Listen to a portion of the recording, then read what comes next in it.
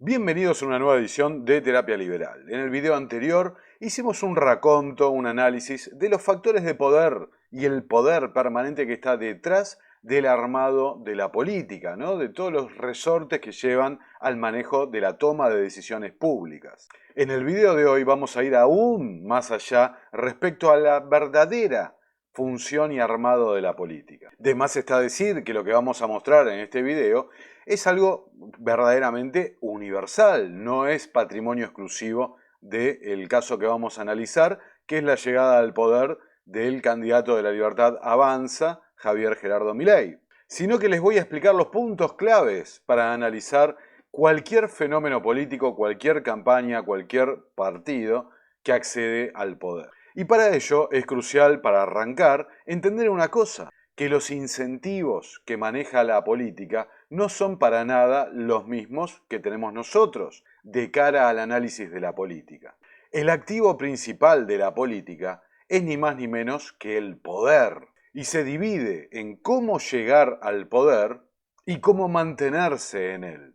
De mi propia experiencia, parte de mi paso por la política, que me enseñaron una anécdota, ¿no? Que si uno analizaba de dónde venían cada uno de los miembros de un nuevo gabinete de los Estados Unidos, en particular el secretario de Estado, uno podía inferir, imaginar cómo vendrían los próximos 4 años para toda la humanidad. Cuando me enseñaron este detalle, el elegido como secretario de Estado era Colin Powell, en el gobierno de Bush. Y creo que a esta altura todos sabrán cómo terminó eso, ¿no? Entonces, hay una función pública, declarativa, de propaganda, para llegar al votante, a la voluntad del votante, pero también hay realidades objetivas, hechos concretos, que o concuerdan con lo que dijo el candidato o se van para otra dirección completamente distinta, y eso es el análisis de esos puntos, es lo que nos permite entender de qué va la cosa. 3 son los elementos concretos a analizar de cualquier partido político, cualquier campaña alrededor del mundo. Primero, ¿cómo se conforman las listas? ¿Quiénes son los candidatos? Segundo, en el caso de llegar al poder, ¿quiénes son los miembros del gabinete? ¿De dónde vienen? ¿A dónde nos llevarán? Y tercero, es el primer paquete de medidas que generalmente es el que marca la dirección a donde quiere ir un partido político, un gobierno. Y hay un cuarto elemento, una suerte de bonus track, que es el propio candidato. ¿De dónde viene? ¿Quién lo ha ayudado a llegar hasta ahí? Generalmente es un punto que suele ser bastante difícil porque la mayoría de los candidatos son profesionales de la política que se han llevado por ahí y muchas de esas relaciones se mantienen en la oscuridad. Pero para el caso que vamos a analizar hoy, que es la llegada al poder de Javier Milei a través del Frente de la Libertad Avanza, ese cuarto punto se ha desarrollado al frente de nuestros ojos, porque ha sido mediático. Así que dicho todo esto, arranquemos con el análisis.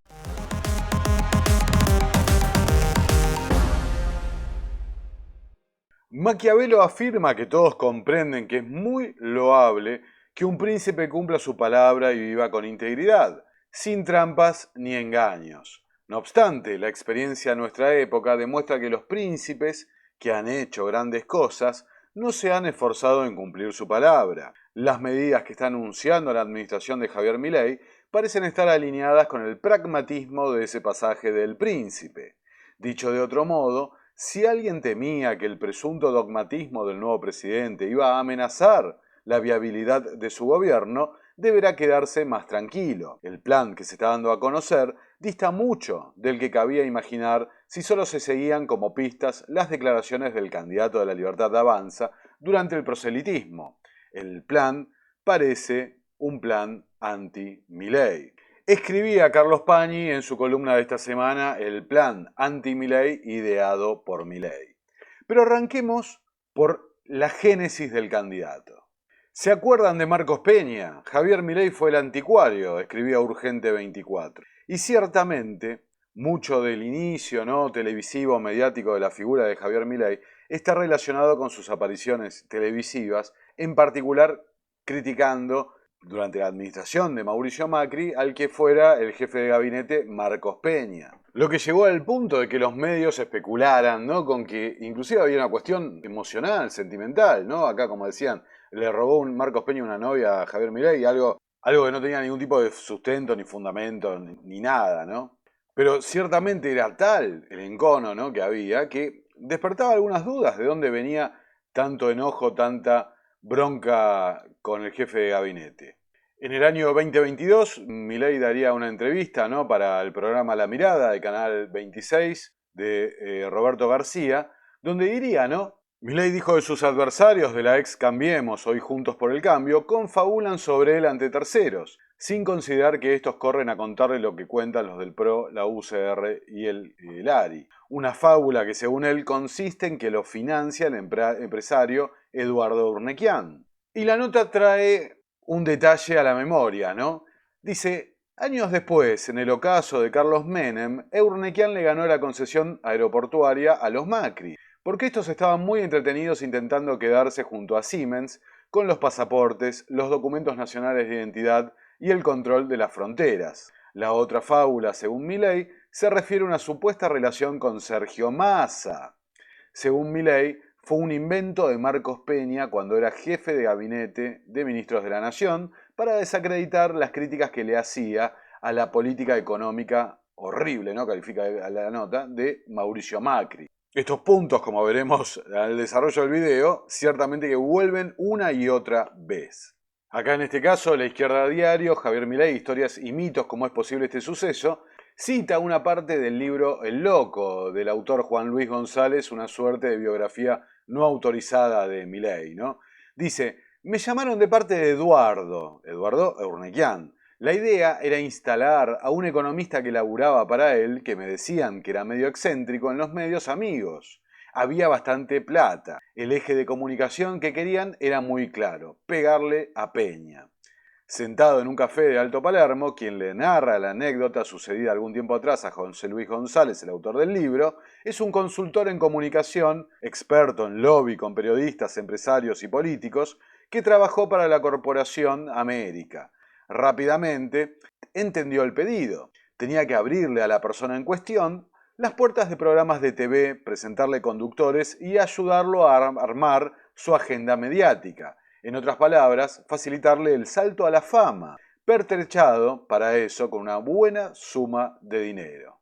Y el libro de Juan Luis González vuelve a traer la misma historia de Urgente 24. Según cuenta en el libro, Franco Macri, el padre del expresidente, había sido amigo de Urnequian durante décadas, y ambos tenían como uno de sus hobbies destratar a Mauricio desde que era joven. El tontito, decían, ¿no? Lo apodaba el dueño de Corporación América. Pero cuando el tontito llegó al poder, buscó ejecutar su venganza, o al menos eso creyó ver el armenio, Urnequian, en las auditorías sistemáticas que hacía sobre su negocio aeroportuario el gobierno nacional. Sea por motivos personales o sea por disputa de negocios, lo cierto es que Urnequian se convenció de que Mauricio Macri estaba decidido desde la presidencia a arrebatarle la concesión de los aeropuertos de Ezeiza y Aeroparque, las dos joyas de su negocio. Y una anotación importante al pasar, todos los empresarios involucrados en esta historia, si de algo saben, es de hacer negocios multimillonarios de la mano de contratos con el Estado. Y añade, es por eso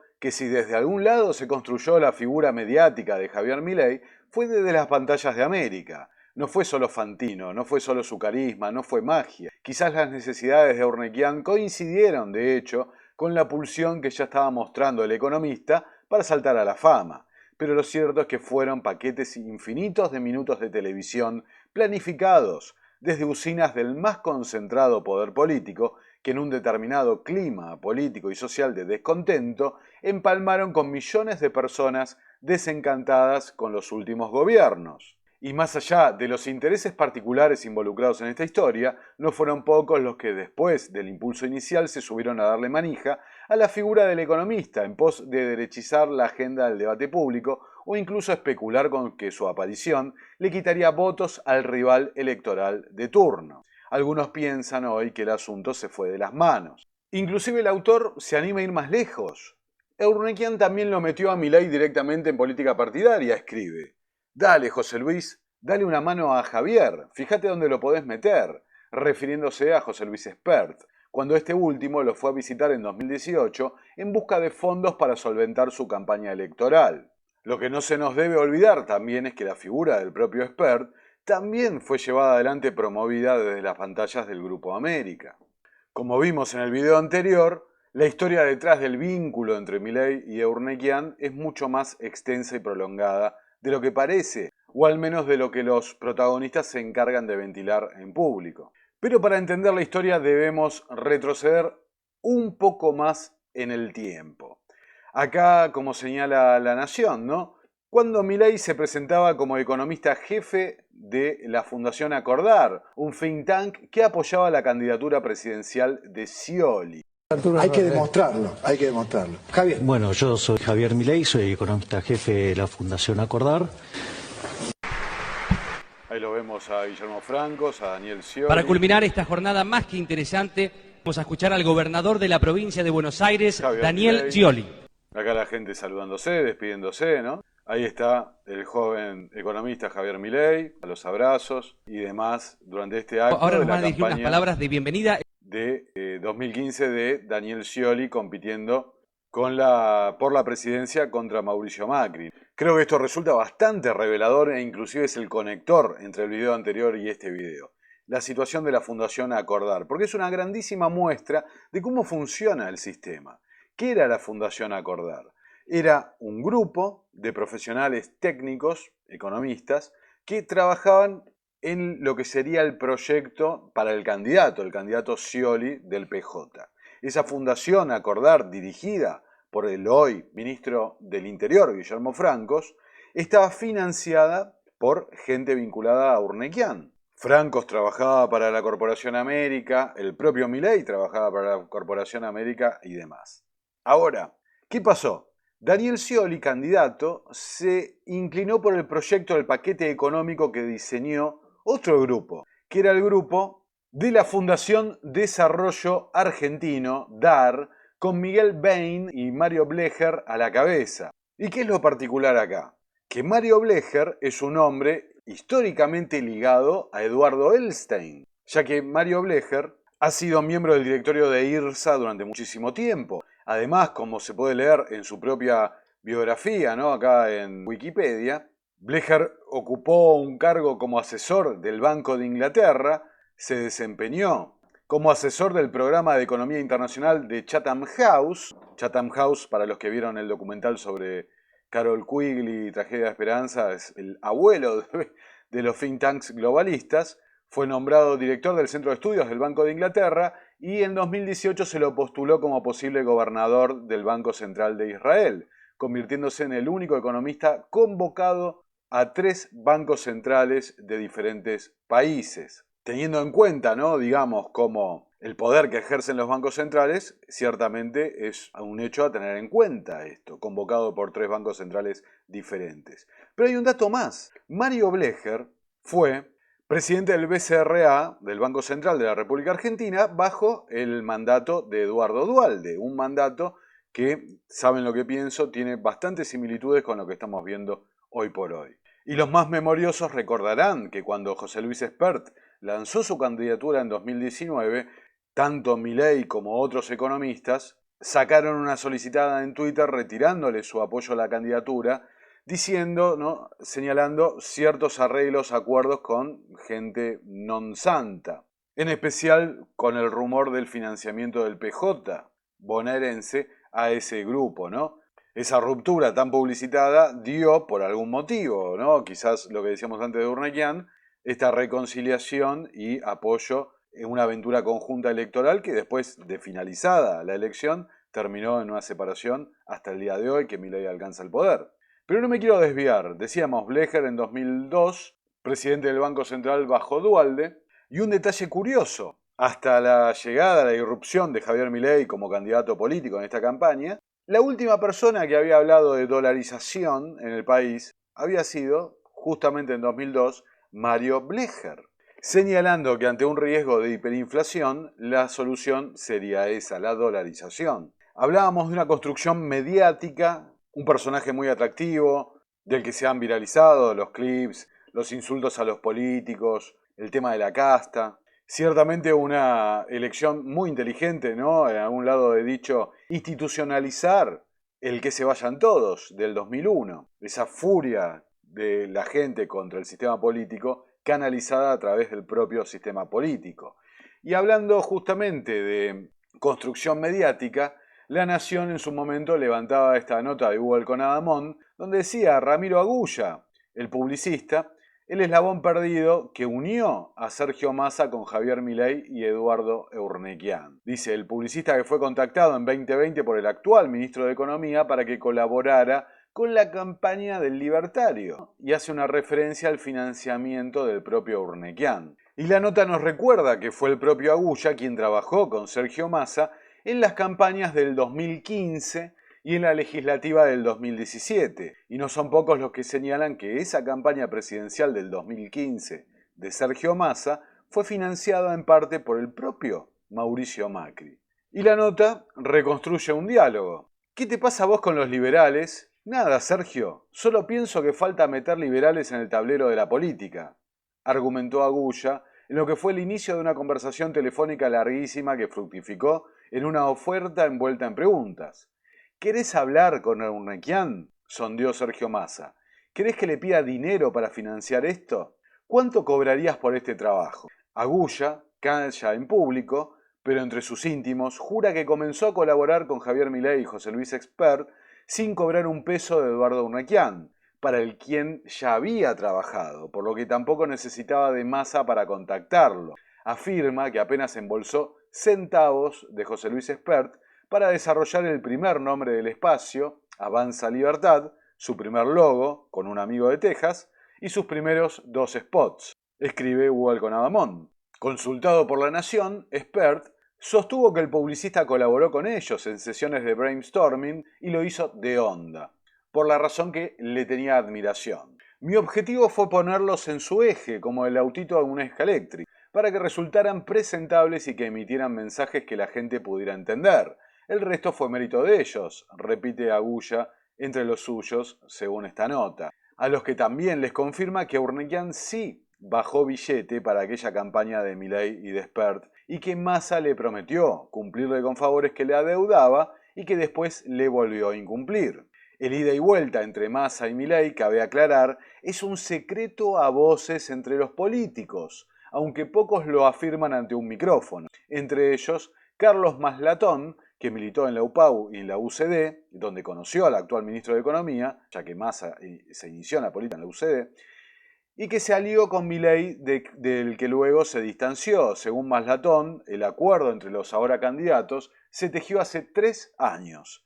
Y en esta campaña se plasmó en la confección de listas, ideas que comparte desde las antípodas Juan Grabois, que diría, Milei armó la lista con toda gente de Massa, afirmando, no sé si le dio una mano o no él, pero sé que la gente era del partido de Massa. Y agrega, Massa le fue a pedir dinero a Urnequian, estaba chocho con que yo ayudara a los liberales y libertarios porque le sacaban votos a Juntos por el Cambio, dice entre los suyos Agulla, que pronto siguió su camino para darle una mano a otro candidato en las legislativas de 2021, el exministro Florencio Randazzo. Sin embargo, del grupo Urnequian desmintieron de manera tajante que hubieran financiado al espacio de Milei y Expert en 2020 o en 2021, como también negaron que hayan solventado los servicios de Ramiro Agulla. Ahora, sin embargo, es bastante notorio la similitud entre el spot que realizara el propio Agulla para el expresidente Fernando de la Rúa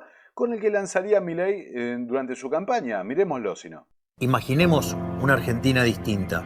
Voy a ser el presidente de una Argentina distinta. Una Argentina distinta. Una Argentina distinta. El que las hace, las paga. El que las hace, las paga. Una Argentina distinta. Viene una Argentina distinta. Sin privilegios para los políticos. Conmigo el ajuste lo hace la política y no el pueblo. Esa Argentina distinta es imposible con los mismos de siempre. Alguien está pensando en la gente. ¿No? Ahí lo veían, una Argentina distinta. Ciertamente bastante similar, ¿no? No solo el spot, sino que también el propio clima político que se estaba viviendo. Entonces esta etapa de la construcción del candidato la finalizamos con esto, ¿no? El acto de presentación oficial de la candidatura. En un acto con Cavallo y Sturzenegger, Javier Milei presentó su plan para dolarizar y bajar la inflación 13 de septiembre de 2022. Ahora, fíjense un detalle de esta presentación, donde estuvieron Cavallo, Sturzenegger, Cavallo llamando, ¿no?, una reforma monetaria y del Estado muy profunda. Fíjense, dentro de los invitados, Sebastián Pareja, armador político bonaerense de Milei, José Bonacci del partido UNITE, quien aportaría el sello, Juan Carlos Bloomberg, que terminaría con un escándalo refiriéndose a las ventas de candidaturas y demás, Santiago Montoya, economista y exfuncionario de Daniel Scioli, quien en la actualidad se rumoreaba, ¿no? Quedó descartado, pero se rumoreaba para ocupar su puesto, el cargo de director general de la AFIP. Entonces dijimos que la construcción del candidato y el punto número 1 a analizar, donde se acaba el relato y empieza la realidad, es la conformación de las listas.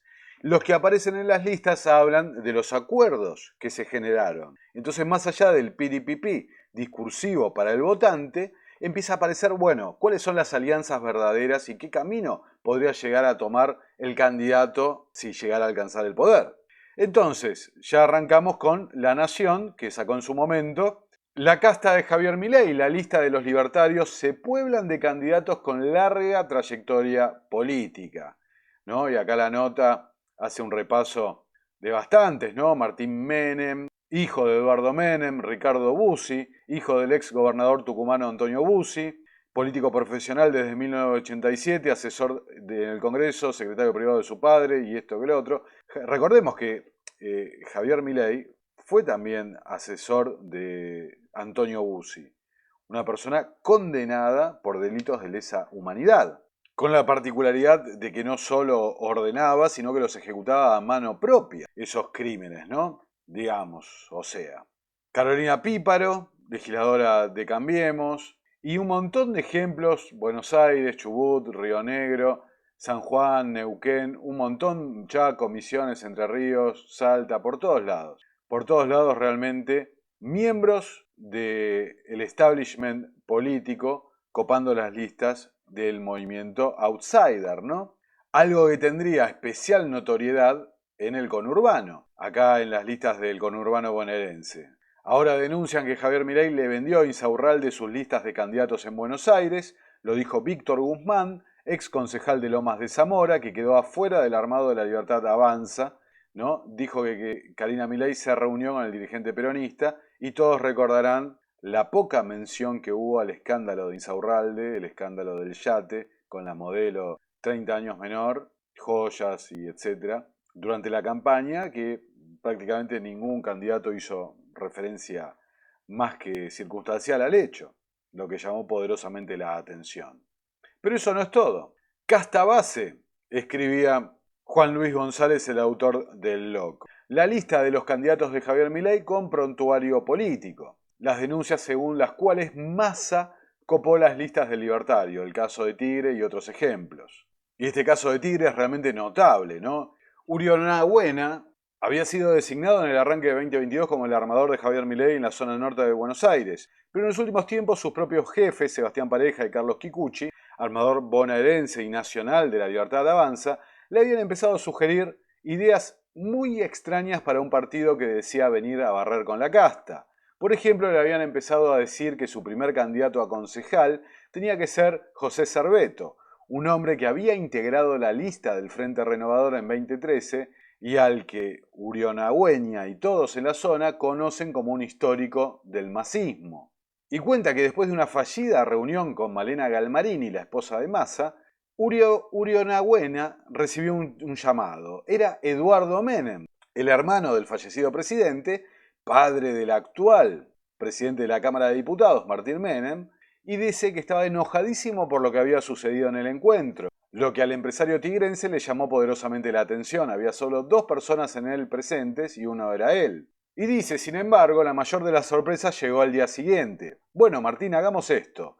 Vos presentá tu lista de La Libertad Avanza y yo presento otra lista de La Libertad Avanza. Después vemos a quién le da la razón la Junta Electoral. Contó Urionagüena que según él eso se lo envió Malena Galmarini por un audio de WhatsApp. En esas horas dramáticas, donde además le llegaban mensajes de pareja que le ordenaban aceptar esas directivas, diciendo: el único pedido de Malena es que Cerveto entre como concejal. Esto lo tenemos que solucionar, le dijo el armador bonaerense, pareja, en un audio que fue publicado por el diario La Nación. Después de esto, Urión Agüeña decidió abandonar el espacio de Javier Milei y con él se fueron todos los candidatos que iban a acompañarlo. Y dice: la lista que quedó ahora está armada por el Frente Renovador, es decir, el partido de Sergio Massa, que recordemos cómo surgió en el debate presidencial.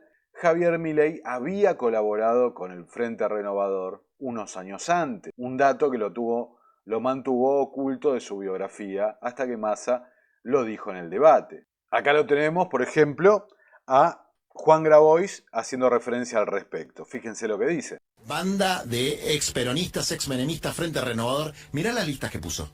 ¿O cómo te pensás que armó las listas en todas las provincias? ¿Con toda gente de la nueva política? ¿Con todos pibitos libertarios? ¿Con todos pibes de Rappi? Son todos politiqueros de cuarta, todos punteros. Todos punteros. Entonces no me jodan que no es la casta. Cuando me decís Frente Renovador, ¿qué tiene lo que ver con Massa? Claro, la lista la armó con todos ex Frente Renovador, arregló... Pero con todos ex Frente Renovador, ¿qué significa? Que la toda gente de Massa. Pero Juan, ¿vos estás escuchando lo que estás diciendo? Sí. No, escuchalo, estás diciendo. No, pero lo tengo totalmente claro. No, pero escuchalo, estás en vivo diciendo justamente sí. lo que Massa quiere sacudirse de la espalda, estás diciendo que le dio una mano a Milei en el armado. No sé si le dio una mano Massa o no, sé que la gente era gente del partido de Massa. Poco para agregar. Recordemos el detalle que Grabois estaba compitiendo con Massa en la interna del oficialismo en ese momento, del PJ. Una interna que intentó ser una campaña de tríos con Alberto Fernández impulsando la candidatura de Daniel Scioli, a quien vemos muy vinculado a través de la Fundación Acordar y hoy también quizás permaneciendo como embajador en Brasil al actual oficialismo. Es decir, una lista destinada a partir al oficialismo para las PASO, las primarias. Para cerrar esta etapa del armado de las listas, que me parece bastante elocuente, tenemos este momento pintoresco del debate donde Bullrich justamente hace una referencia. Miren lo que pasó. Tenés todos los chorros de Massa en las listas. ¿Vos creés que vas a cambiar algo con tantos chorros adentro de tus listas, Milei? Bullrich, vos también tenés un montón de gente en tus listas que viene de otro lado, pero parece que tenés un problema con la inflexibilidad y mientras que vos sí podés lavar tu pasado de montonera asesina, nosotros, digamos, otros que solo gritamos y decimos cosas, no podemos cambiar, no podemos tomar otra gente. No sé si era la mejor defensa, ¿no? Vos también. Me parece que era otro argumento, pero ciertamente existía. Entonces, dijimos 3 puntos a analizar, armado de listas, clarísimo. Vamos a ver el segundo, el gabinete. Pero antes, para llegar al gabinete, hay que analizar lo que fue la campaña en sí. Arrancamos con el título de la política online, autocrítica de los intendentes peronistas, que armaron listas y fiscalizaron por Milei. No fuimos de rosca. En el conurbano creen que la estrategia para hacer crecer al libertario se le fue de las manos y ahora buscarán desactivarla en octubre. En octubre refiriendo a la elección general. Dice, entre los intendentes peronistas hicieron autocrítica luego de la elección por haber dejado crecer demasiado a Javier Milei como una estrategia para perjudicar a Juntos por el Cambio en el conurbano. Los intendentes y candidatos del peronismo estaban motivados con hacer crecer el fenómeno Milei para quitarle puntos a Juntos, a quienes avisoraban hasta ayer como el rival a vencer en un eventual balotaje. Y tengo que decir que esto es más viejo que el Príncipe de Maquiavelo. Dividir los votos de la oposición. Como dicen acá los intendentes y como vamos a ver con el ejemplo en el interior del país, hubo un deliberado intento, planificación, de colaborar con la lista de la Libertad Avanza para dividir restándole votos a Juntos por el Cambio. En esa famosa elección de tercios que pronosticaba Cristina Fernández de Kirchner y también Mauricio Macri, la clave era que la Libertad Avanza alcanzara un tercio. Porque ese tercio, pronosticaban, iba a ser de lo que le restarían a Juntos por el Cambio. Recordemos, la única de las listas de la PASO que iba dividida, es decir, que tenía una interna entre Horacio Rodríguez Larreta, el favorito del Círculo Rojo, y también un amigo histórico de Sergio Massa, contra Patricia Bullrich, una candidata a la que presumiblemente Javier Milei le iba a sacar votos. Y hay que entender que si ese era el resultado, los tercios, era muy, muy difícil que el peronismo quedara afuera del balotaje. Quizás esa siempre fue la estrategia. Lo que no contaban, como dice la nota, es que la gente también acompañara espontáneamente a la lista de la Libertad Avanza, y en la magnitud en que lo hizo. Para apoyar esto, Sergio Berni declaraba esto. Sí pasó con Milei una cosa. Muchos intendentes le armaron la lista a Milei. Exacto. Bueno, que son dos cosas distintas. Para la primera que escucho Vamos a alguien del gobierno decir eso. No. Sí. Vamos a hablar las cosas como son. Tan boludo No, por eso. Muchos intendentes de los nuestros, claro, y de la oposición también, se pudre todo, abusándose de la falta de capacidad de estructura política que tenía Milei, por sobre todo en la provincia de Buenos Aires, le dijeron: Milei, los concejales te los pongo yo y te cuido la boleta a vos. Claro. No le importó. Por eso. ¿Y qué pasó con el DIPI? ¿Quién se lo puso? Y ahí pasó, y ahí pasó lo que pasó. ¿No? Como siempre los periodistas preguntando estupideces, ¿no? ¿Quién puso al DIPI? Un candidato, para quien no es argentino, un cantante de cumbia, creo, la verdad no lo sigo. Pero preguntando siempre lo más irrelevante posible que se pueda preguntar. Ahora, dije que no solo fue en el conurbano, sino también en el interior del país hubo algunos casos muy extraños. Acá me parece a mí el más raro, que es el de Santiago del Estero. Zamora bajó la lista de diputados y Milei arranca el plan del peronismo para que pierda 5 puntos. Pero Zamora, del PJ, bajó la lista de Milei, es lo que señalan. Fíjense lo que pasó. El sábado vencía el plazo para el registro de candidatos ungidos tras la PASO de agosto y el partido Unión Celeste y Blanco, el sello de Milei en varias provincias, retengan ese dato por favor, no presentó la lista para diputados nacionales y parlamentarios del Mercosur. De este modo, la Libertad Avanza en Santiago del Estero queda con boleta corta, solo para presidente y vice. ¿Escuchan lo que acabo de leer? No presentaron la lista. Una lista que si la hubieran presentado hubiera dinamitado las posibilidades del oficialismo en las elecciones generales. Y este es el dato a tener poderosamente en cuenta con esto que estoy diciendo. Las PASO no mueven nada. Son una gran encuesta que no sirve para nada, sirve únicamente para la política que reacomode sus incentivos y sus tácticas las reoriente. Pero lo que era vital en este caso para las PASO era la interna de Juntos por el Cambio, porque eso resolvía quiénes llegaban a las generales y en última instancia quiénes iban a ir al balotaje, que era seguro que iba a haber balotaje. Ahora, cuando las papas realmente importaban, que eran la elección general, los intendentes, los gobernadores, todos jugaron de otra forma y el resultado fue completamente diferente. De ganar Milei la PASO, pasó a perder la general por unos cuantos puntos. Y eso, que es el verdadero resultado que importa, la general, se ve reflejado en la composición del Congreso, las gobernadurías, las intendencias y en última instancia de lo que depende la gobernabilidad de ahora en más.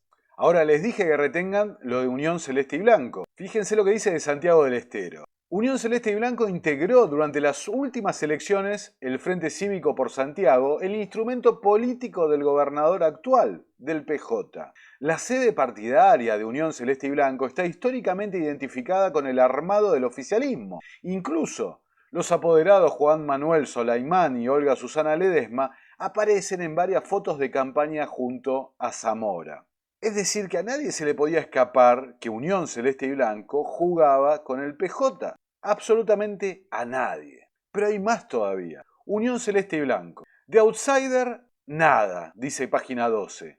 Javier Milei incorporó el histórico sello de Francisco de Narváez, que es Unión Celeste y Blanco. El sello que llevó Francisco de Narváez, históricamente vinculado a Sergio Tomás Massa, Unión Celeste y Blanco, es el que utilizó la Libertad Avanza para tener representación en varias provincias del interior. Pero más aún, Francisco de Narváez fue el principal aportante privado a la campaña de Sergio Massa. Por eso Clarín levanta: no voy a ocupar ningún cargo en un eventual gobierno de Sergio Massa, el dueño de Chango Más, principal aportante de campaña de Unión por la Patria. quien además, como vemos, le cedió su sello histórico, Unión Celeste y Blanca, a Javier Milei. Por eso, cada vez más en la campaña, la gente se empezaba a preguntar, ¿hay un pacto entre Massa y Milei? Acá El Economista, por ejemplo, levanta bastantes detalles de esto, ¿no? Dice, en este marco podemos situar las recientes declaraciones del candidato presidencial Javier Milei, que esta semana dijo que irá a un balotaje con Sergio Massa. Estamos entrando al balotaje, tuvimos un crecimiento muy importante post-paso, iremos al balotaje con Massa. Si Juntos por el Cambio queda tercero, habrá un rompimiento del sistema político. El sistema político como existía hoy ya no existe más, había declarado Javier Milei a programas radiales. Y dice, no es el primer gesto que esboza muecas de reciprocidad entre el candidato libertario y el de Unión por la Patria. Por ejemplo, cita el acuerdo entre Massa y Milei de postergar el tratamiento de la ley de presupuesto 2024. O como está en bastante debate en estos días, es la decisión del tema de revertir la reforma de ganancias, impulsada por Massa durante la campaña, una pieza clave del plan Platita para Massa financiar su propia aventura electoral.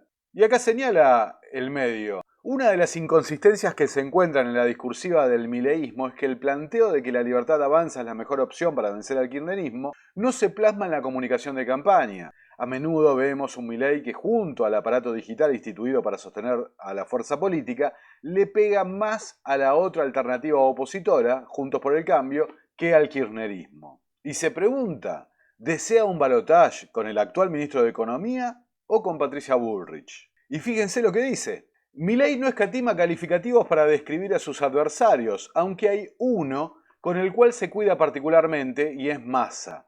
Es común que en sus apariciones públicas lo nombre, si solo se lo mencionan y difícilmente, por no decir nunca, se le escapa una acusación del mismo tenor que tuvo respecto de sus adversarios de Juntos por el Cambio. El periodista de La Nación, Martín Rodríguez Llebrá, hizo un análisis de los 377 minutos de aire que tuvo Milei hace 2 semanas, concluyendo que mencionó a Massa tan solo 10 veces, 7 en un contexto de neutralidad y 3 como parte de una oración crítica. Como contracara, menciona mucho más a Bullrich, casi siempre descalificándola. Como decíamos al principio, de los pocos que hablaban de esto dentro del marco político de esta alianza, estaba Carlos Maslatón, el polémico tuitero y demás, ¿no? Y lo diría de una forma explícita, en particular tras el debate presidencial. Fíjense. Hay 2 menciones distintas de Massa. Una es la buena relación parlamentaria que tiene, que lleva 2 años. Pero esa buena relación parlamentaria viene antecedida por 2 años, que son del 2019, básicamente del 2019 hasta ahora, donde Massa lo bancó a Milei. Massa bancó a Milei y a Spert en la inteligencia de que financiando a una fuerza liberal que le quitara Juntos por el Cambio votos, bueno, el peronismo podía mantener el poder con el presidente. Pero además le facilitó personería jurídica política, o sea, partidos políticos, Massa a Milei. Por eso, un montón de candidatos que la gente que votó a Milei votó en las últimas elecciones son de Massa. En municipios, concejales, diputados provinciales, senadores provinciales, diputados nacionales, senadores nacionales. Resulta que vos sos liberal, lo votaste a Milei y en realidad consagraste gente que es de Massa. Eso por un lado, ese es un negocio político totalmente lícito, legal y comprensible, ¿no? Legítimo también. Bueno, esto no es una denuncia, estoy diciendo algo que sucede en política.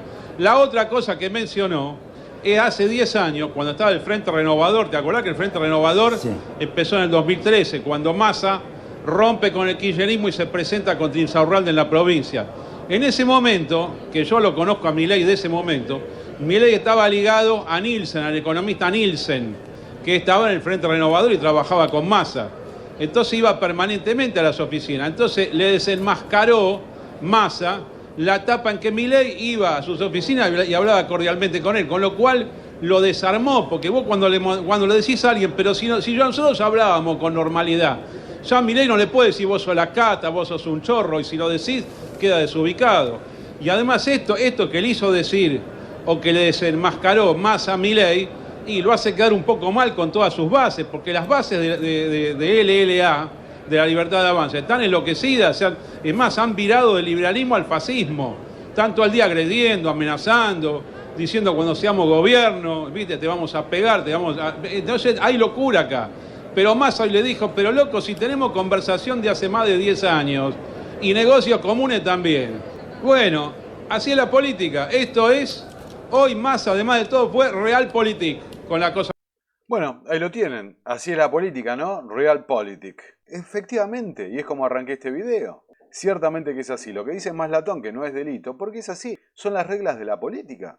No hay ningún impedimento en que haya candidatos de uno, del otro y demás. Como tampoco ninguna consecuencia de violar la plataforma electoral o mentirle al electorado. Absolutamente ninguna. Cero. Entonces, bueno, ahí lo decía Maslatón, más que claro. Al final Massa y Milei eran viejos conocidos, dice Prensa Obrera. Lo que dijimos, ¿no? Colaboraciones, funcionarios en común y demás. Ahora, una vez ejecutado el plan de la elección general, donde pasaban al balotaje Sergio Massa y Javier Milei, bueno, ya no había tanto interés en colaborar. Entonces lo que aparece es el interés de otro estratega de la Realpolitik, Mauricio Macri.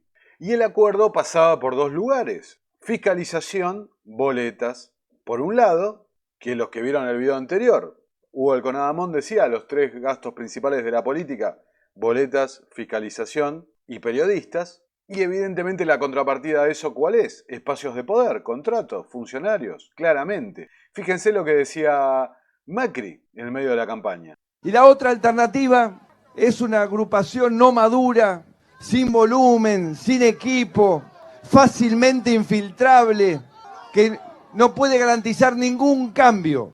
Una agrupación fácilmente infiltrable que no puede garantizar ningún cambio. Cada página 12 dice los hombres de Macri que juegan para Javier Milei, Santiago Caputo, ya veremos la importancia que fue cobrando, Gonzalo Tonoira, Sebastián Pareja, el armador bonaerense, Julio Goldstein, Gabriel Martino, Cristiano Ratazzi, entre otros. Entonces llegaría la elección, la consagración del presidente electo y el momento de la jura, donde muchísimos se vieron sorprendidos por este momento. La absoluta y total buena onda con la expresidente Cristina Fernández de Kirchner. Reunidos en asamblea en este recinto, recibe de manos del doctor Alberto Ángel Fernández la banda y el bastón, atributos del cargo presidencial. Leo al señor presidente de la Nación, doctor Javier Gerardo Milei, y al doctor Alberto Ángel Fernández, quienes firman ante mí, doy fe. Una total y absoluta buena onda que no debería sorprender a nadie, porque siguiendo la biografía del candidato, ha trabajado con Rafael Bielsa, canciller kirchnerista, trabajado con Daniel Scioli, ex vicepresidente kirchnerista, casi hoy podemos decir histórico del peronismo, está desde la década del 90 dando vueltas, colaborado con el Frente Renovador de Sergio Tomás Massa, parte del gobierno kirchnerista, y encima todos los nombres dando vueltas son mayormente peronistas. Es más, si hacemos memoria, recordarán cómo Javier Milei elogiaba a Alberto Fernández cuando fue electo presidente. El propio Alberto también lo elogiaba a Milei. Y como iniciamos el video, se hizo conocido criticando al gobierno de Macri. Ciertamente son datos objetivos estos, son hechos puntuales y verídicos que han pasado. Lo que pasa que, claro, la gente que no lo quiere ver, no lo quiere ver. Pero los que sí vieron el video anterior, hablando del círculo rojo, seguramente notaron la presencia de invitado estrella a la jura del presidente, quien reconoció, Eduardo Elstein, que es la primera vez que va a una jura, y también se lo vio sentado al lado de él durante la celebración de la fiesta de Hanukkah. Y a todo esto, al momento de grabar este video, recordemos que el presidente sigue viviendo en uno de los hoteles de Elstein con quien compartió el vuelo a los Estados Unidos. No sé si a nadie le genera ruido, parece. Esperanza, creo que hay que darle tiempo, paciencia y mucho trabajo. Creo que con trabajo se va... ¿Qué le pareció el discurso? Me gustó, creo que es un discurso de cambio y creo que va a ser muy bueno para el país. Con mucha esperanza, lo espero con mucha esperanza. Creo que va a ser cambios profundos. Gracias. Entonces, bueno, hacía referencia al discurso presidencial de Eduardo Elstein, el discurso que, como ya advertían en muchos lugares, iba a ser una radiografía realista y muy dura de la realidad económica argentina. Ciertamente es lo correcto, ¿no? Decir la verdad de cómo están los números y demás. Aunque también es otra práctica común de la política exagerar ciertos números, ciertos resultados, para después que los resultados propios no queden tan exiguos, ¿no? De esos 17 puntos del PBI, 15 corresponden al déficit consolidado entre el Tesoro y el Banco Central. Por lo tanto, no existe solución viable en la que se evite atacar al déficit fiscal. Al mismo tiempo, de esos 15 puntos de déficit fiscal, 5 corresponden al Tesoro Nacional y 10 al Banco Central, por lo que la solución implica, por un lado, un ajuste fiscal en el sector público nacional de 5 puntos del PBI, que a diferencia del pasado, caerá casi totalmente sobre el Estado y no sobre el sector privado. Bueno, vamos a frenar ahí, ¿no? Casi totalmente caerá sobre el Estado y no sobre el sector privado. Cuando en la campaña era totalmente caerá el ajuste, lo va a pagar la casta. La casta mutó en la comunicación al público en el Estado y la última mutación fue eso, que el ajuste lo va a pagar casi totalmente el Estado y no el sector privado. Acá ya este mismo día había algunos que decían, me parece que no era lo que yo creía, ¿no? En definitiva. Y después hubo un dato que pasó bastante desapercibido, ¿no? Del discurso. En cuanto a la clase política argentina, quiero decirles que no venimos a perseguir a nadie, no venimos a saldar viejas vendetas, ni a discutir espacio de poder. Nuestro proyecto no es un proyecto de poder, nuestro proyecto es un proyecto de país. No pedimos acompañamiento ciego, pero no vamos a tolerar que la hipocresía, la deshonestidad o la ambición de poder interfieran con el cambio que los argentinos elegimos. A todos aquellos dirigentes políticos, sindicales y empresariales que quieran sumarse a la nueva Argentina, los recibimos con los brazos abiertos. Entonces, ¿no? La casta, que esto, la casta tiene miedo y demás, no venimos a perseguir a nadie. No, acá justo este tuit del Observador después lo vincula a la buena onda, a la risa con Cristina que se veía antes, ¿no? Ciertamente. Así que bueno, pese a lo que dice ahí el presidente, lo que yo sostengo desde el principio del video, el poder es el objetivo. Entonces, mantenerse en el poder incluye no perseguir para no ser perseguido y sumar a quien traiga y colabore en acrecentar y mantener el poder obtenido. El establishment celebra a Milei y las pymes temen por el mercado interno, titula el diario AR. Los empresarios coinciden en que ganara quien ganara las elecciones debía hacer ajustes y por eso apoyan el discurso del nuevo presidente. Advierten que vendrán tiempos más duros, pero son optimistas sobre el después. Las pequeñas y medianas industrias esperan que se las tengan en cuenta y alertan en una caída inicial del empleo que puede deteriorar sus ventas. Entonces también, nuevamente, ¿no? Los que vieron el video anterior, ese título lo leen de otra forma. El Círculo Rojo celebra lo que está pasando, el ascenso al poder de este nuevo movimiento. Las pymes tiemblan por lo que se les viene. Y ciertamente, como dije en el video anterior, había 3 puntos centrales para el Círculo Rojo: el cepo, la deuda de los importadores y el tema de la inflación. Y las primeras medidas económicas fueron en esa dirección. Así que ahora veamos el segundo punto de análisis, el gabinete. Entonces arrancamos con La Nación diciendo, así quedó el gabinete del presidente Milei, uno por uno todos los ministros y secretarios. Voy a hacer lo más rápido posible con esto. Nicolás Pose, jefe de gabinete, Corporación América. Luis Caputo, ministro de Economía, no llegando a través de Macri, atento con esto, vinculado a JP Morgan, Deutsche Bank, ya lo conocemos todos, ¿no? Guillermo Francos, ministro del Interior, ya lo nombramos, hombre de Urnequian. Sandra Petovelo, ministra de Capital Humano. Los medios no lo suelen destacar, pero 2 años de trabajo en el Grupo América. Mario Russo, ministro de Salud, vinculado a Malena Galmarini en los últimos años. Diana Mondino, ministra de Relaciones Exteriores, canciller, ex directiva de Pampa Energía, socia de la esposa de Daniel Haddad, dueño del grupo Infobae. Tomás Urnequian, dueño del 20% de ese grupo. Patricia Bullrich, también llegada por voluntad propia, archiconocida, ¿no? Luis Petri, idem, llegado por voluntad propia. Guillermo Ferraro, ministro de Infraestructura, quien trabajara para KPMG, la auditoría de proyectos de infraestructura, quien trabajó en varios de los proyectos del grupo Urnequian. Mariano Cunio Libarona, abogado histórico del círculo de Urnequian, acá lo dice La Nación, 30 años defendiendo los intereses del grupo. Y la primera pregunta que se hacían muchos dentro del espacio, bueno, ¿qué pasó con Emilio Ocampo y cerrar el Banco Central y la dolarización y demás? Bueno, la dolarización presumiblemente está por verse, aún no está 100% descartada. En mi caso personal creo que se acabó después de la elección general el proyecto. Pero esto está vinculado con la llegada de Luis Caputo y su equipo de economía. Esto derivó en la salida de muchos referentes históricos. Carlos Rodríguez, por ejemplo, es uno.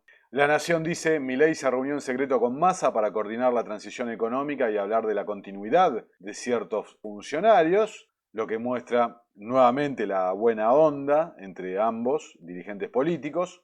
Ahora, la gran pregunta es por qué decidieron mantener en secreto por una semana esta reunión, cuando tranquilamente podría haber sido visto como un gesto de gobernabilidad en la transición y demás.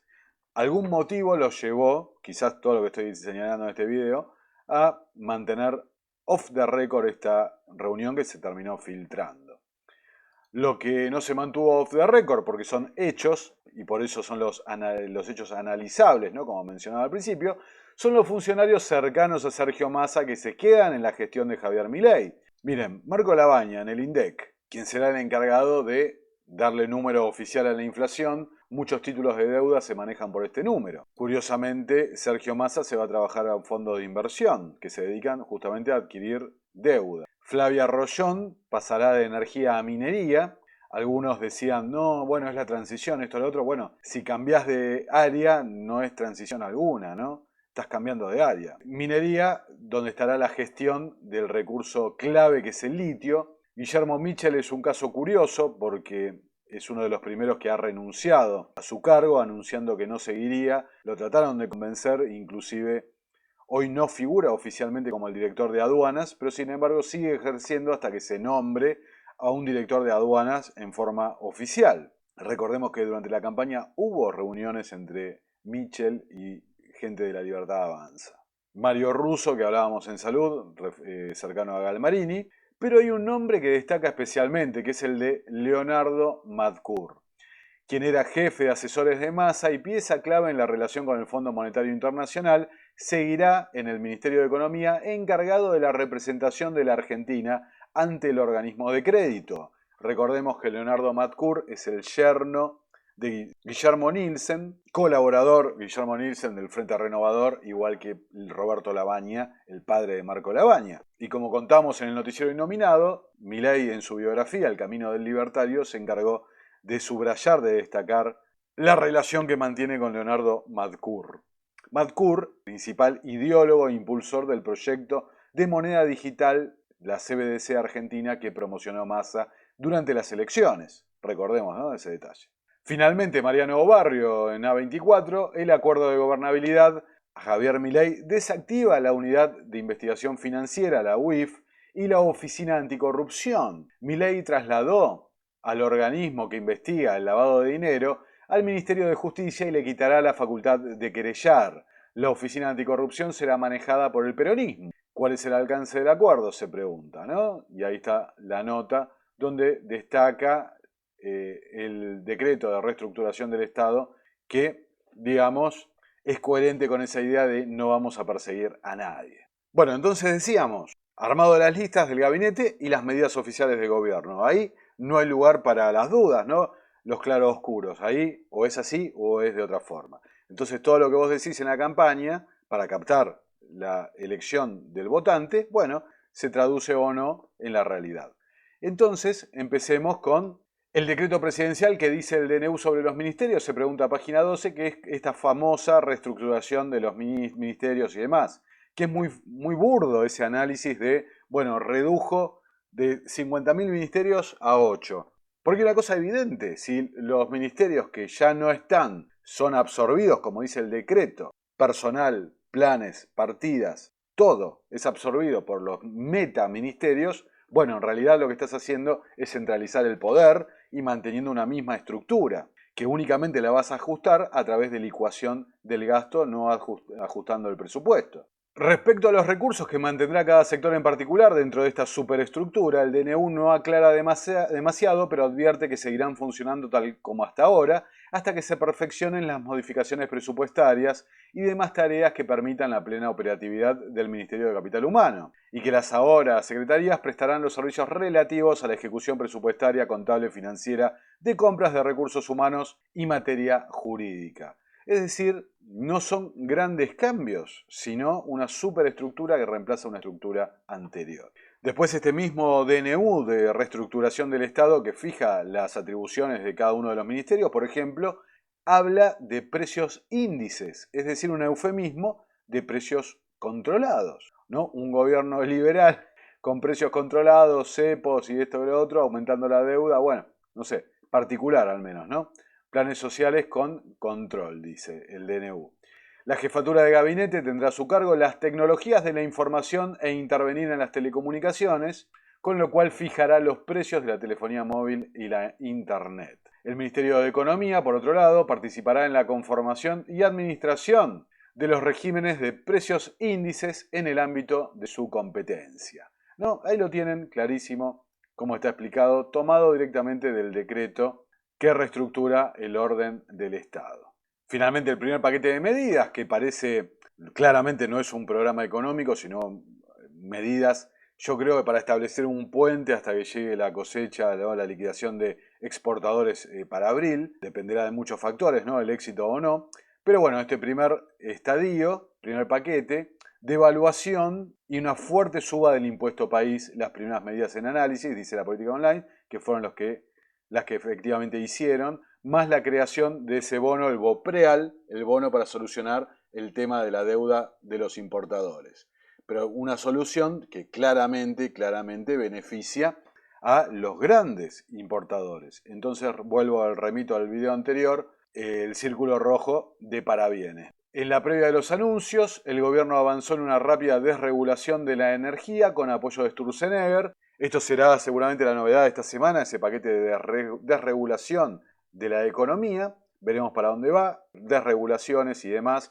Por lo pronto ya hay algunos empresarios que las saludan, esas desregulaciones, ¿no? Sumado al beneplácito de Eduardo Elstein, tenemos a Roca de Techín, quien augura un reinicio de la economía argentina a partir de la administración Milei. Acá vemos el video. Si bien todos, yo creo, identificamos el discurso del presidente Milei, todos los fundamentos para una transformación profunda y exitosa de la sociedad argentina. Yo me sorprendí como la persona que habló antes comentando sobre el ministro. Escuchando el discurso, el nivel de acuerdo con todos los puntos y la claridad del mensaje. Yo mismo, escuchando decía, pero importante esta coincidencia con todos los puntos que ahí se mencionaban. Pero la transición va a ser una transición difícil. El presidente Milei habló de 18 o 24 meses. Ojalá sea posible reducir este periodo de ajuste y llegar a la próxima PROPYME al final del 24 ya con un cambio de derivada y un trend más positivo. Por su parte, bueno, las calificadoras de riesgo y los medios internacionales, en particular, me parece que coinciden en un aspecto. La clave de todo esto es la gobernabilidad. Realmente importante de esa gobernabilidad es la legitimidad frente al votante, ¿no? Porque si bien al principio todo gobierno cuenta con una luna de miel, tenés una debilidad de arranque bastante notoria, como hablábamos, no tenés gobernadores, tenés 3 intendentes, tenés minoría en ambas cámaras, es muy compleja realmente la gobernabilidad en ese sentido. Y no vas a poder gobernar todo por decreto, pero particularmente si el capital político que estás mostrando como bandera y de ahí la decisión de dar el discurso de la escalinata del Congreso y no adentro como es habitual, si el capital político que estás mostrando es el resultado electoral, que es bastante mentiroso o discutible, porque justamente la representación en el Congreso está dado por el resultado de las generales, no por el resultado del balotaje. La gran pregunta es, bueno, esa banca en la calle, que insisto, es muy volátil y se vio en la propia jura de que no hay tanta movilización, bueno, esa es la gran pregunta, ¿cuánto se va a poder sostener eso? Acá Alejandro Katterberg dice lo mismo que vengo diciendo hace bastante tiempo, va a cambiar la ecuación cuando la gente se dé cuenta de que son ellos los que van a pagar el ajuste. Porque como han dicho en algún momento, el ajuste lo quieren todos, pero nadie lo quiere pagar, quiere que lo pague el otro. Entonces, bueno, ¿qué pasa cuando el tiempo empiece a pasar y la situación empiece a empeorar y no a mejorar? Esa es la gran pregunta, ¿no? Pero para arrancar hay que tener en cuenta algunas cosas. ¿Cuánto de tu poder, tu capital político empezás a perder cuando, bueno, la gente empieza a conectar de que las cosas no eran como se prometió? Aseguró Milei que ya consiguió los fondos para dolarizar a valor de mercado. Habían dicho en su momento, había 3 fondos de inversión que iban a poner la plata. Después, por ejemplo, tras el triunfo en las PASO, dijo estar preparado para gobernar hoy mismo, habló del FMI. Bueno, la realidad, lo que se vio en los hechos, es que no había un plan económico claro, no había equipo, o al menos el equipo que estaba trabajando lo mantenían oculto. Caputo, que llevaba 3 meses trabajando, porque ciertamente al que se mostraba era Ocampo, ¿no? Evidentemente el cálculo era que mostrar a Caputo no era favorable para los resultados electorales que se esperaban. O esto que tuiteé yo, ¿no? No apoyamos a la Agenda 2030, pero vamos a adherir a la OCDE, y la OCDE es uno de los principales impulsores de la Agenda 2030. Pero en el debate también, ¿viste? Cuando se dijo esto de no apoyar a la Agenda 2030, se habló de seguir el modelo europeo, y los europeos que están viendo esto lo saben perfectamente. La transición energética que lleva a Europa es siguiendo la Agenda 2030, justamente. O, por ejemplo, el tema de la desaparición del Ministerio de la Mujer, pero en realidad convertido en una secretaría, con la promoción de la ESI, algo que tanto discutían los votantes de Milei. Otro ejemplo acá, ¿no? Pidió por carta a Xi Jinping que interceda por el swap con China. Algunos dicen que esa reunión con Massa también fue para eso, para aflojar un poco la tensión con China. Esto es realpolitik, de no negocio con comunistas a, bueno, necesitamos fervientemente que mantengan el dinero. O este video que ha quedado totalmente para el meme histórico, ¿no? Fíjense.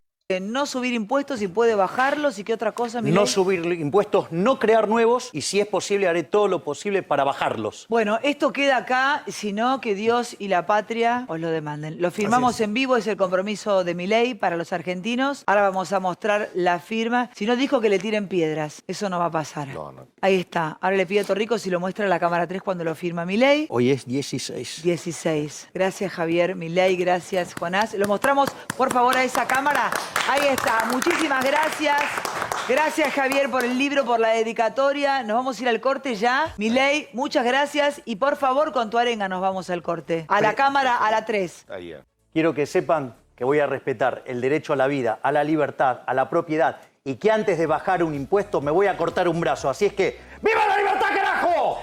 Antes de bajar un impuesto me corto un brazo. Mirá el fallido que tenía en ese momento el ahora presidente Milei, que lo que ha hecho la primera semana es justamente subir impuestos. O acá lo tenemos, ¿no? Que en el discurso presidencial habló de un nuevo contrato social, ¿no? Fíjense lo que decía en 2019. Pero no. Pero si vos vas a hacer... A ver, lo que pasa es que si vos decís que le vas a dar determinado bien a una persona... Educación básica, bueno, todos. Digamos, alguien lo tiene que pagar.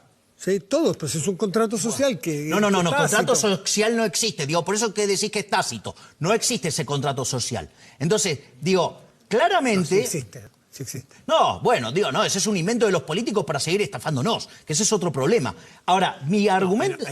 El contrato social es un invento de los políticos para seguir estafándonos, ¿no? Y para ir cerrando este video, extenso video, quiero resaltar todos estos aspectos que, como dije y lo demuestro en la práctica, y esto que sea de caso de estudio lo pueden aplicar a completamente cualquier partido político.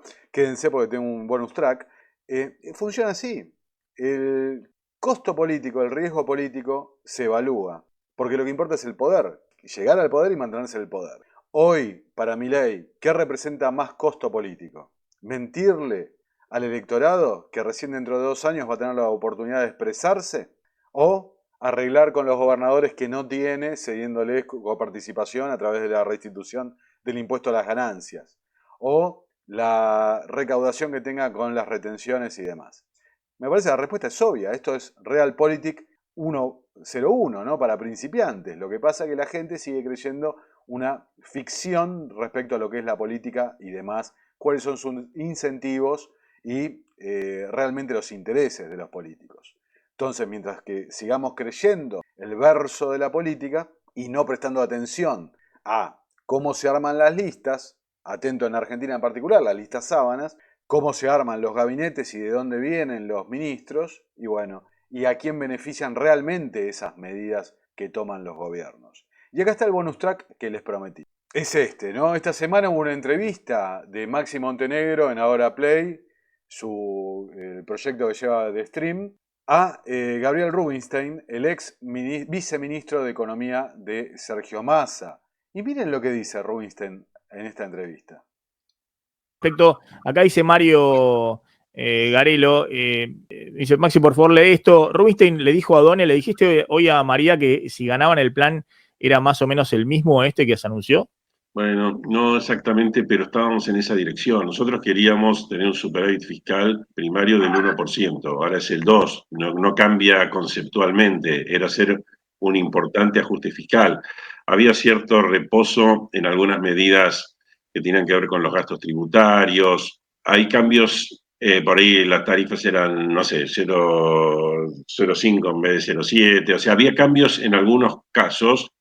Podía haber un poco más de impuesto a país y menos de otras cosas, pero en esencia había necesidad de subir impuestos, cosa que el gobierno, que te acordarás que Milei hizo mucho énfasis en que no iban a subir impuestos, que esto no lo pagaba la gente, que lo pagaba la casta, que lo pagaba la política. Finalmente, los ajustes llegan a la gente, porque vos cuando no te queda más remedio que subir impuestos y moderar algunas bajas de gasto, porque hay gastos que se están diciendo que no se van a hacer, como las jubilaciones, porque se va a cambiar un poco la fórmula, porque va a tratar que sea un poco menos de la inflación. Pero bueno, ahí también tenés, eso lo paga la gente, ¿verdad? Entonces, pero yo diría que la idea central que teníamos de que había que hacer un ajuste fiscal fuerte, la teníamos. Y Sergio Massa... Así que bueno, ahí lo tenés a Rubinstein. Íbamos a hacer exactamente lo mismo. Entonces, si hubieran ganado ellos, el votante hoy del PJ se estaría agarrando la cabeza, que esto, no votamos esto y demás, y así. Pero iban a hacer lo mismo, y esto lo remito al video anterior mío. Detrás de ambos candidatos estaba la misma gente, que estaban financiando los mismos proyectos, para ver cómo guiar, digamos, este cambio que se va a producir. Entonces no es casual que los mismos proyectos estuvieran en la cabeza de ambos candidatos. Entonces, sintetizando y llegando al final de este largo video. La realidad es esa, la política tiene incentivos que no son los mismos de la gente y la gente no los percibe cuáles son los verdaderos incentivos de la política. Como tampoco la gente percibe el verdadero poder que tiene, que es el de poner a su merced el gobierno. Ciertamente se vienen tiempos difíciles, era lógico, dada la desastrosa situación económica de la Argentina, pero los incentivos del gobierno, del poder, siguen siendo siempre y en todo lugar exactamente los mismos. Por lo tanto, espero que no te creas que no hay alternativa, que no hay opción, porque ciertamente que hay opciones. La vida son opciones. Entonces, si una medida se toma de una forma, ciertamente se podría haber tomado de otra forma. Y ahí está la evaluación de costo-beneficio que hace la política. Les voy a dar un ejemplo. Leí por ahí en algún lado donde decía se está aumentando los impuestos para achicar el Estado. O sea, no tiene ningún sentido eso. Si aumentás los impuestos es para aumentar la recaudación y hacer caja. Y ciertamente se podría haber hecho caja moviendo la economía, bajando los impuestos, soltando la economía, no aumentándolos. Ciertamente es entendible que está la necesidad de evitar un potencial default, de acuerdo a que hay 10.000 millones de dólares de vencimiento de acá en corto plazo, pero, insisto con lo mismo, no se dijo toda la verdad. Se dijeron medias verdades y se toman decisiones en vista a estos argumentos. Principalmente que la relación costo-beneficio, la de menor riesgo, es perder capital político, hoy pensando que hay una luna de miel todavía con el gobierno entrante. Así que espero que les haya quedado claro, como objeto de estudio, de dónde viene el candidato, cómo arma las listas, cómo arma el gabinete y cómo arma las medidas económicas. En conjunto con el video anterior, el apoyo del poder permanente les da un panorama bastante concreto de cómo funciona realmente la política y el sistema. Así que, como dije en el video anterior, mientras más información tenés, menos te pueden engañar, menos te pueden mentir y mejor podés tomar tus decisiones de una forma más informada. Así que dicho todo esto, me despido hasta una nueva edición. Soy Nicolás Martínez Laje y a los que quieran colaborar con el canal encontrarán los links en la descripción. Muchas gracias por estar ahí y nos vemos.